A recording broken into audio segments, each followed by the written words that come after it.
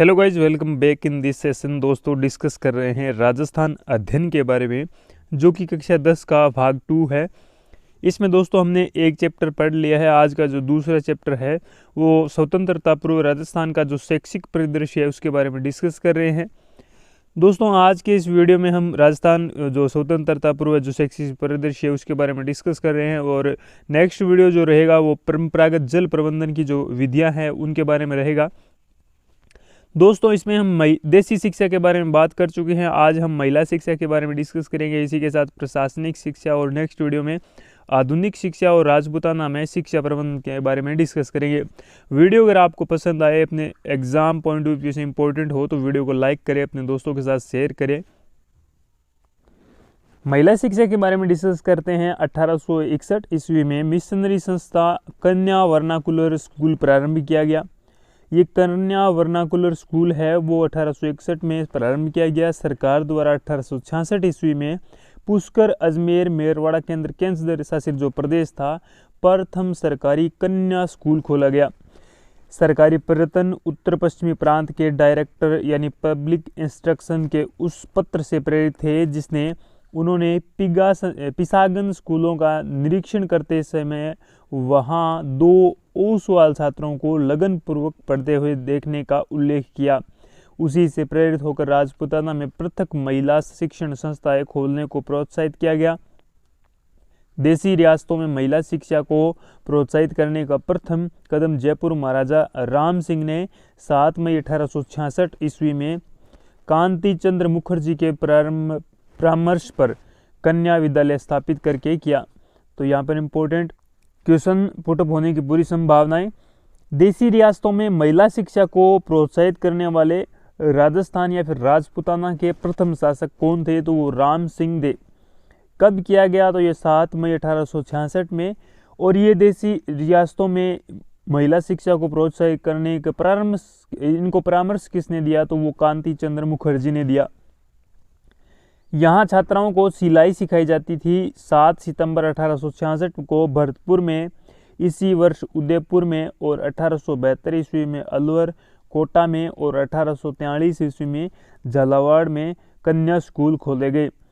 1866 ईस्वी में जोधपुर के महाराजा लोकप्रिय संरक्षक हेवसन की अचानक मृत्यु हो जाने पर उनकी मृत्यु में हेवसन कन्या विद्यालय स्थापित किया गया। और यह क्वेश्चन पूछा जा सकता है कि हेवसन कन्या विश्वविद्यालय या फिर विद्यालय कहाँ स्थित है, या फिर पूर्व मध्यकालीन राजस्थान में कहाँ स्थित था?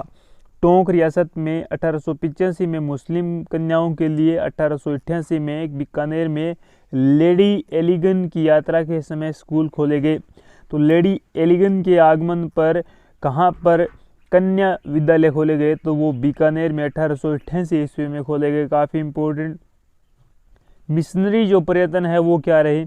महिला शिक्षा को स्थापित करने में मिशनरी संस्थाओं का योगदान भी रहा। 1861 में नसीराबाद में स्थापित प्रथम गर्ल्स वर्नाकुलर स्कूल अन्य कई मायने में प्रथम था।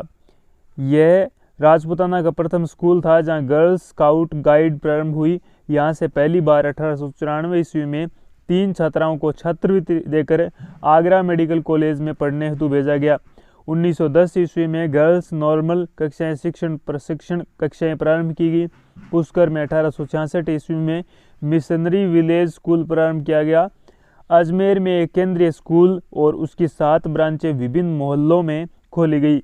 महिला शिक्षा को प्रोत्साहित करने में मिशनरी संस्थाओं की अग्रणी भूमिका निभाई। दयानंद सरस्वती ने महिला शिक्षा के महत्व को स्वीकारते हुए सत्यार्थ प्रकाश के 3रे अध्याय में विस्तार से लिखा है। अजमेर में परोपकारिणी सभा की स्थापना की, जिसके माध्यम से शिक्षा प्रचार का कार्य किया गया। अजमेर, उदयपुर, भरतपुर और शेखावटी में आर्य समाज ने शिक्षा के प्रचार हेतु बहुत कार्य किए। यह प्रचलित मान्यता रही कि अजमेर में 1913 ईस्वी में स्थापित सावित्री कॉलेज और उदयपुर का महिला विश्वविद्यालय आर्य समाज से प्रेरित है। तो इम्पोर्टेंट, आर्य समाज के द्वारा परोपकारिणी सभा की स्थापना की गई। कहाँ पर? अजमेर में। और ये किसके द्वारा? दयानंद सरस्वती के द्वारा। और सत्यार्थ जो प्रकाश इनका ग्रंथ है दयानंद सरस्वती का सत्यार्थ प्रकाश, उसके 3रे अध्याय में विस्तृत रूप से लिखा है महिला शिक्षा के बारे में। इसी के साथ 1913 ईस्वी में स्थापित सावित्री कॉलेज और उदयपुर में स्थापित महिला विश्वविद्यालय। ये जो सावित्री कॉलेज है ये अजमेर में स्थित है। उदयपुर में महिला विश्वविद्यालय आर्य समाज की प्रेरणा से खोले गए।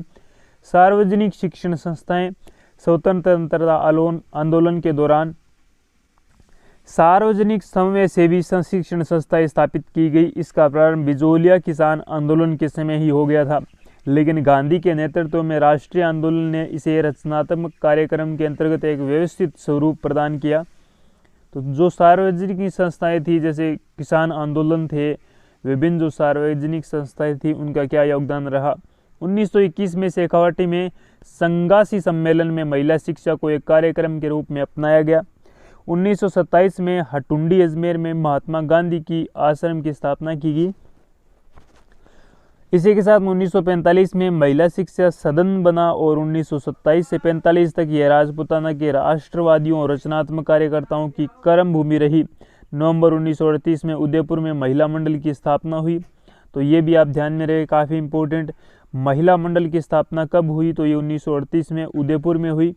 इसी के साथ बात करिए आदिवासी क्षेत्र में कन्याओं को शिक्षित करने के लिए उदयपुर में आवासीय स्कूल भी चलाया गया। इन कारणों से आदिवासी अपने क्षेत्र से निकलकर बाहरी समाज की प्रगति से परिचित हो सका तथा उनका सर्वांगीण विकास हो सका। महिला शिक्षा के क्षेत्र में अक्टूबर 1935 में प्रारंभ वनस्थली विद्यापीठ का नाम प्रतिष्ठित है। तो दोस्तों यहाँ पर यह भी ध्यान में रखें, वनस्थली विद्यापीठ की स्थापना कब हुई, ये भी काफ़ी इंपॉर्टेंट क्वेश्चन है दोस्तों। वनस्थली विद्यापीठ की स्थापना 1935 में हुई। और इसी के साथ हमने देखा सबसे इम्पोर्टेंट ये निकल कर 2 क्वेश्चन आए हैं यहाँ पर, वनस्थली विद्यापीठ और महिला शिक्षा सदन की स्थापना कब हुई, तो ये 1945 में हुई, ये भी आप ध्यान में रखें। 1935 में प्रारंभ हुई वनस्थली विद्यापीठ, ये भी काफ़ी ज़्यादा प्रतिष्ठित रही।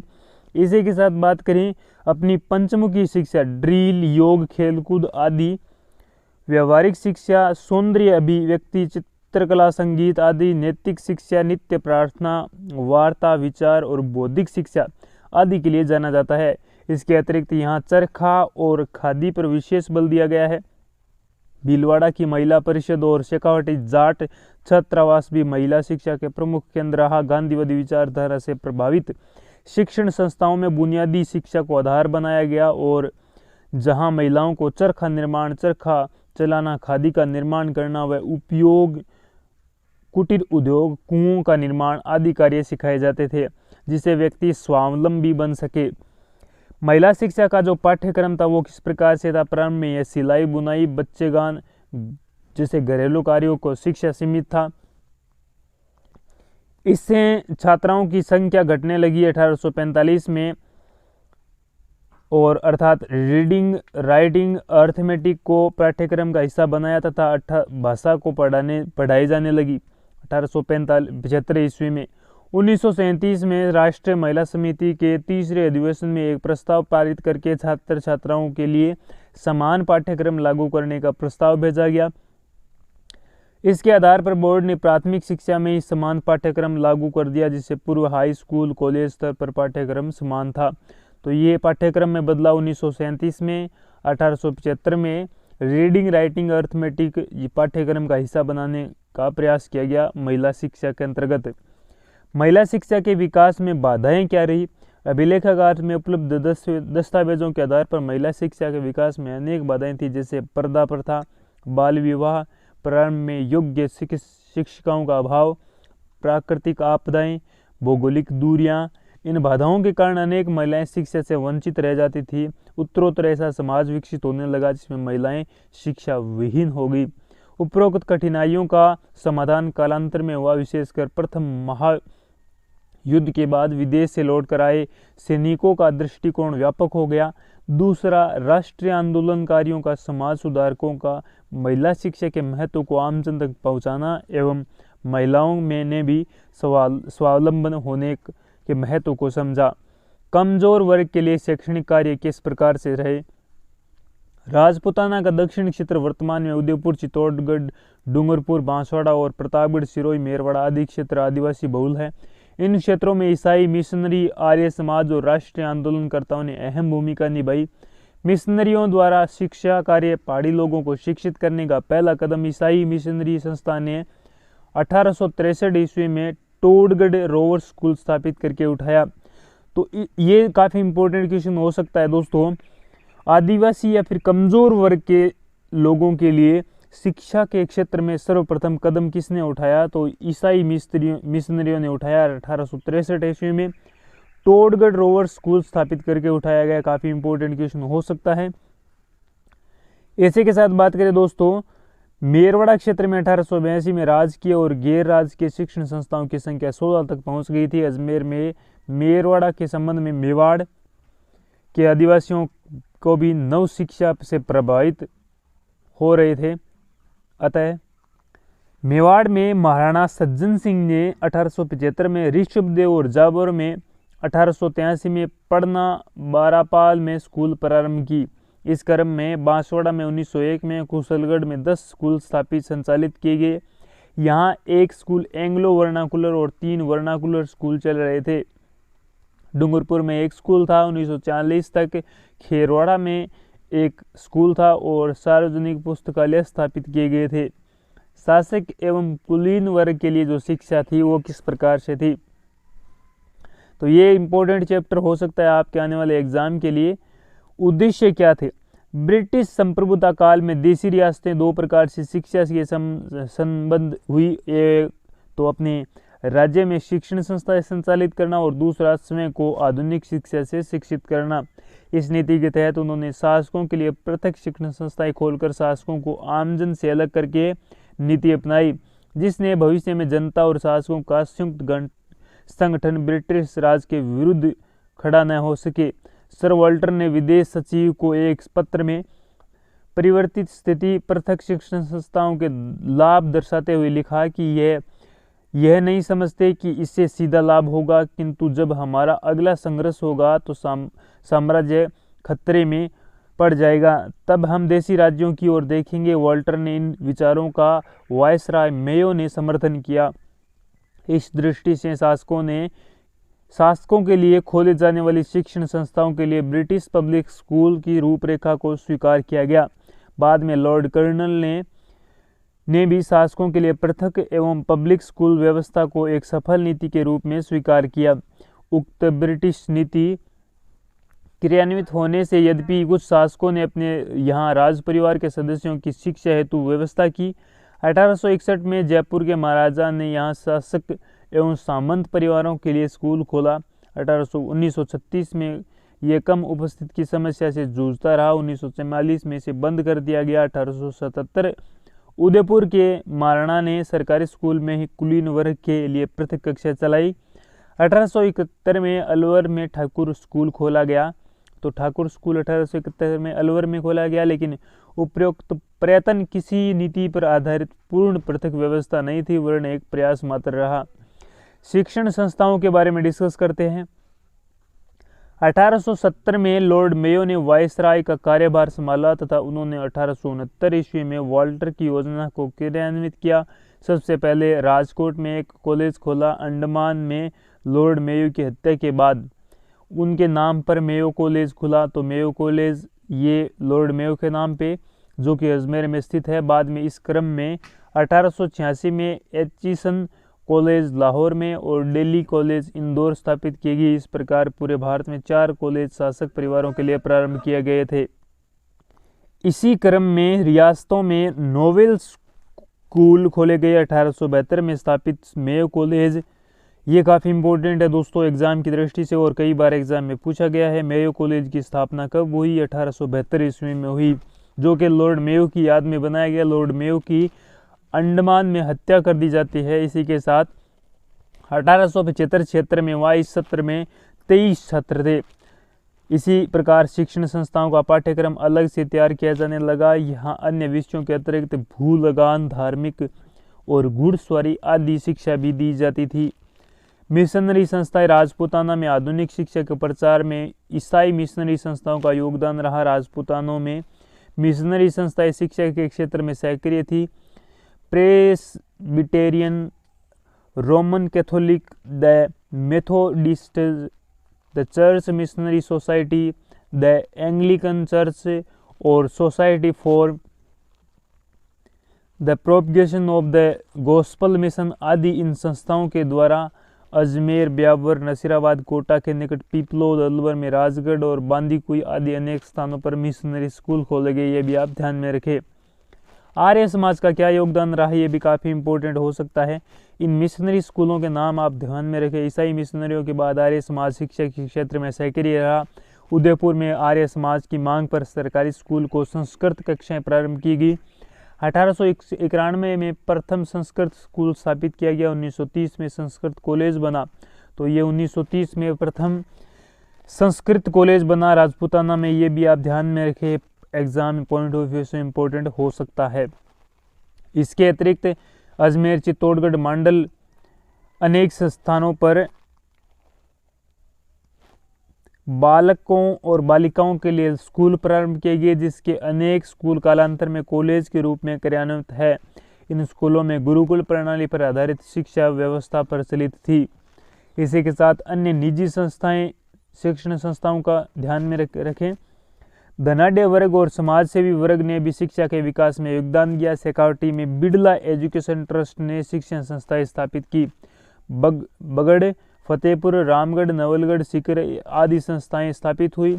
जयपुर में Khandelwal, Vaishya Agarwal school, Maheshwari school, Jain Pareek school, Kayastha school जातियों के आधार पर भी खोले गए थे। जोधपुर में लाच्छू मेमोरियल स्कूल, सोमानी स्कूल, गांधीवादी बुनियादी शिक्षा में विद्या भवन, राजस्थान विद्यापीठ, वनस्थली विद्यापीठ, सावित्री कॉलेज अजमेर, महिला विद्यापीठ भीलवाड़ा, हटुंडी महिला विद्यालय प्रमुख है। तकनीकी शिक्षा के बारे में डिस्कस करें। तकनीकी शिक्षा 20वीं सदी में प्रारंभ। भारतीय तकनीकी शिक्षा पिछड़ा हुआ है। 1901 में लॉर्ड कर्जन ने शिमला में शिक्षा सम्मेलन में तकनीकी शिक्षा को शिक्षा अभिन्न अंग बनाने पर बल दिया। तो तकनीकी शिक्षा पर सर्वप्रथम बल देने वाला या फिर शामिल करने वाला ये लॉर्ड कर्जन रहेगा। ये इम्पोर्टेंट हो सकता है एग्जाम दृष्टि से। लेकिन प्रथम महायुद्ध के बाद तकनीकी शिक्षा प्रारंभ हुई और द्वितीय विश्व युद्ध यानी 1939 से 45 के मध्य विकसित हुई। इसका मुख्य कारण था बिगड़ी आर्थिक स्थिति में भारत कच्चा माल इंग्लैंड से ले जाना कठिन था, अतः यहाँ कल कारखाने में स्थापित करना आवश्यक हो गया कि ब्रिटिश सरकार के सुझाव पर 3 फरवरी 1945 में राजपूताना के मध्य भारत में कुछ रियासतों में विद्वानों ने एक सम्मेलन हुआ, जिसमें प्रत्येक रियासत में एक प्रभावित तकनीकी कॉलेज खोलने का प्रस्ताव रखा गया, लेकिन उक्त प्रस्ताव क्रियान्वित नहीं हो सका। राजपूताना में जिन क्षेत्रों में तकनीकी शिक्षा का विकास हुआ वह थी शिक्षण, प्रशिक्षण, कृषि, अभियांत्रिकी, चिकित्सा, आयुर्विज्ञान और पशु चिकित्सा, कानून, जंगलात, मत्स्य पालन आदि। इन शिक्षण संस्थाओं का या फिर इन तकनीकियों का विकास हुआ। शिक्षण प्रशिक्षण के बारे में अध्ययन करें तो शिक्षकों को प्रशिक्षित करने के लिए सबसे पहले नसीराबाद, ब्यावर मिशनरियों द्वारा नॉर्मल कक्षाएं प्रारंभ की गई।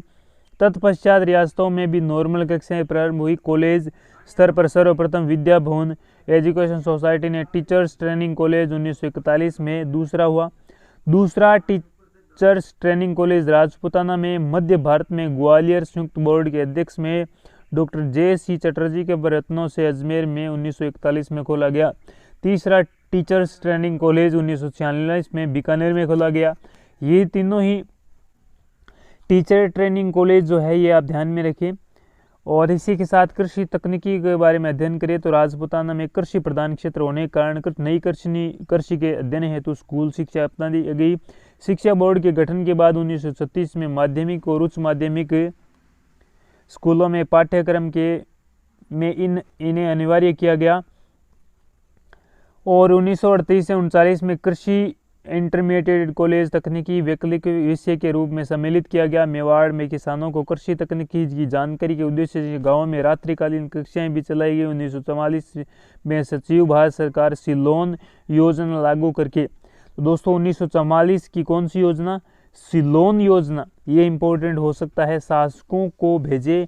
इनके अतिरिक्त रियासतों में लागू किया गया। सिलोन योजना के अनुसार किसी एक विद्यालय में बागवानी, सब्जी उगाने, अनाज व खेती संबंधी आधुनिक तकनीकी नए औजार, नलकूप की व्यवस्था और प्रयोग सिखाया जाता था। तो सिलोन योजना 1944 से आप ध्यान में रखें। आयुर्वेदिक चिकित्सा कॉलेज 1933 में उदयपुर में पहला तकनीकी आयुर्वेद चिकित्सा प्रारंभ किया गया। 1933 में ध्यान में रखिए, सबसे पहले उदयपुर में। इसे आयुर्वेद मंडल कानपुर से संबद्ध किया गया था। इसे शल्य चिकित्सा का अध्यापन नहीं कराया जाता था, केवल जांच एवं दवाओं से संबंधित अध्ययन कराया जाता था। जयपुर में भी एक आयुर्वेदिक चिकित्सालय खोला गया। आयुर्विज्ञान चिकित्सा क्षेत्र में सबसे पहले जयपुर के महाराजा राम सिंह और डॉक्टर बुरुर के सहयोग से 1947 में सवाई मानसिंह मेडिकल कॉलेज खोला। यह भी आप ध्यान में रखिए, 1947 में। इससे पूर्व तक चिकित्सीय पढ़ाई के लिए ब्रिटिश रोस्ता द्वारा रियासत में निर्धारित 4 विद्यार्थी कोटे के अनुसार भेजे जाते थे। 1894 में नसीराबाद में 4 छात्रों को आगरा मेडिकल कॉलेज भेजकर पहली बार महिला डॉक्टर की पढ़ाई क्षेत्र में राजपूताना ने कदम उठाया। नर्सिंग ट्रेनिंग के क्षेत्र में अजमेर मेडिकल होम स्कूल और बीकानेर स्कूल संचालित थे। विधि शिक्षा के बारे में डिस्कस करें तो 1946 में भोपाल नोबल्स कॉलेज उदयपुर और LLB की कक्षाएं प्रारंभ की गई। राजस्थान विश्वविद्यालय की स्थापना के बाद पृथक विधि कॉलेज खोलने का प्रस्ताव रखा गया।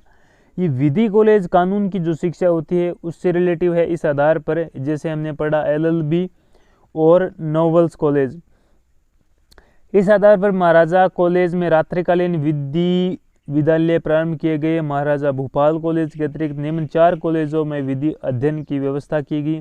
Law college Jaipur, Jaswant college Jodhpur, Rajrishi college Alwar और डूंगर कॉलेज बीकानेर में। प्रशासन के बारे में अध्ययन करें तो आधुनिक शिक्षा का प्रशासन क्रमिक रूप से निश्चित ढांचागत स्वरूप की ओर बढ़ा।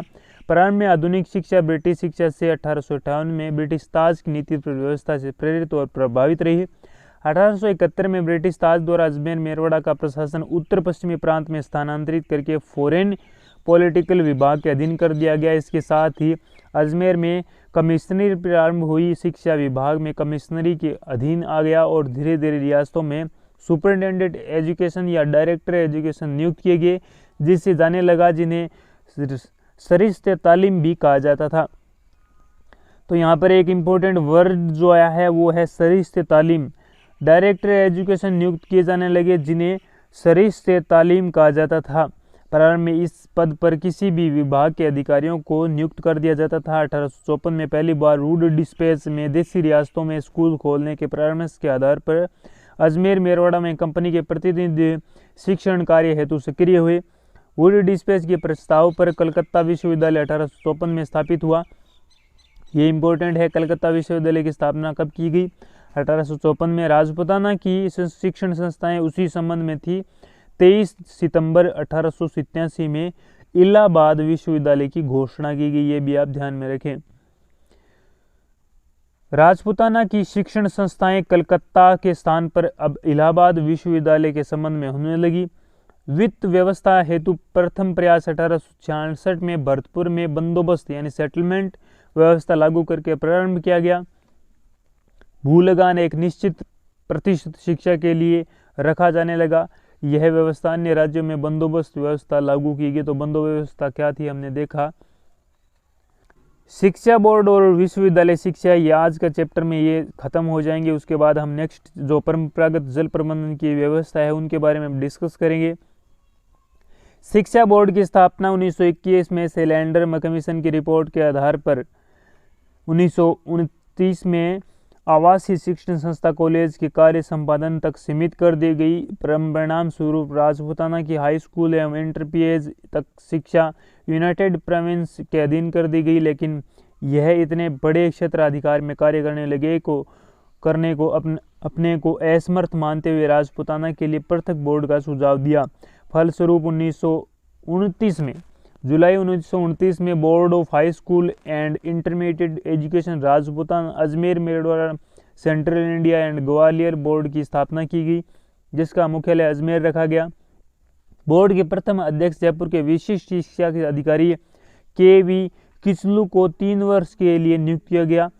बोर्ड का मुख्य उत्तरदायित्व पाठ्यक्रम निर्धारित परीक्षाओं का आयोजन। 1930 में बोर्ड ने पहली बार परीक्षाओं का आयोजन कराया, जिसमें 70 हाई स्कूल और 12 इंटरमीडिएट कॉलेजों के विद्यार्थी परीक्षार्थी थे। इस प्रकार बोर्ड की स्थापना के बाद रियासतों में स्कूल शिक्षा की एक रूपता प्रारंभ होने लगी। विश्वविद्यालय शिक्षा।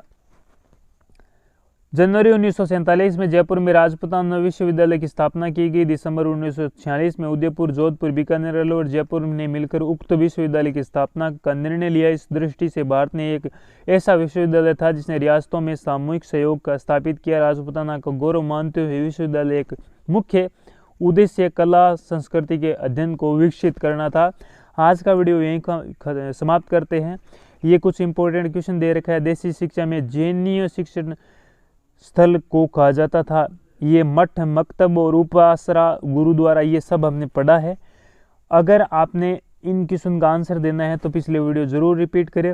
राजपूताना में निजी सार्वजनिक इंजीनियरिंग तकनीकी शिक्षण संस्था किसने खोली, ये भी काफी इंपॉर्टेंट। राजस्थान में पहला विधि कॉलेज खोला गया, ये भी इंपॉर्टेंट। तीनों क्वेश्चन इंपॉर्टेंट है। बाकी जो है ये लघुतरात्मक प्रश्न दे रखे हैं। ये अभ्यासार्थ प्रश्न जो है वस्तुनिष्ठ प्रश्न काफ़ी इंपॉर्टेंट है। नेक्स्ट वीडियो में फिर मिलते हैं। Thank you, have a nice day. Video पसंद आए तो लाइक करें, अपने दोस्तों के शेयर करें। और नेक्स्ट वीडियो जो रहेगा दोस्तों वो रहेगा परंपरागत जल प्रबंधन, काफ़ी इंपॉर्टेंट है और यहीं से कई बार एग्जाम में क्वेश्चन पूछे गए। जिस प्रकार हमने देखा हड़प्पा नगर के खुदाई के दौरान जल संचयन जो प्रबंधन व्यवस्था थी उसके बारे में डिस्कस करेंगे। Thank you, have a nice day, wish you all the best, take care.